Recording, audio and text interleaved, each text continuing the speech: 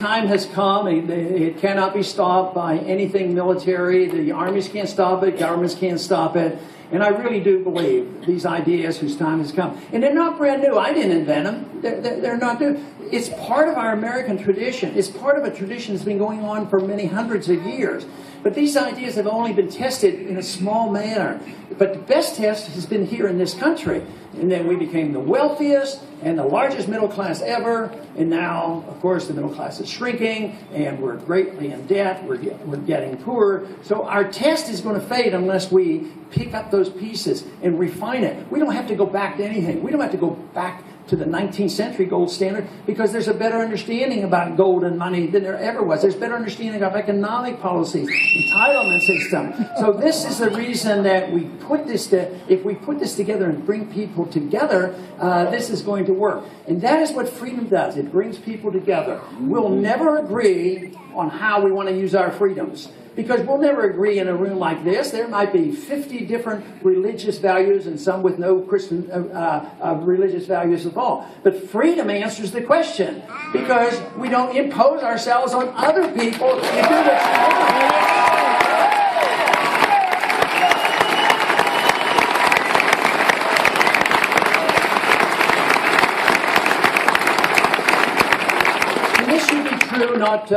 not only in religious values, but economic values. This idea that the government has to take care of us and protect us from ourselves and make sure no single person falls through the crack. The more they try to prevent people from falling through the crack, the more people fall through the cracks. That's what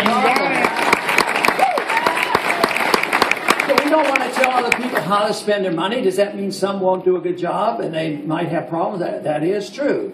But it will also incite people to do more for themselves. They will have a greater incentive, and there will be a family responsibility, a community responsibility, a more local responsibility. There will be greater wealth in a country. There is no doubt that history shows that the freer a country, the wealthier a country. And we've lost the moral high ground because we give it up to people who say, no, the only way you can spread fairness around the world and around this country is by government force, by forcibly redistributing wealth and regulating. It doesn't work. It leads to the crisis that we have here today. So therefore, we have to have a firmer grasp of how freedom works, how the marketplace works, and why you have to have sound money.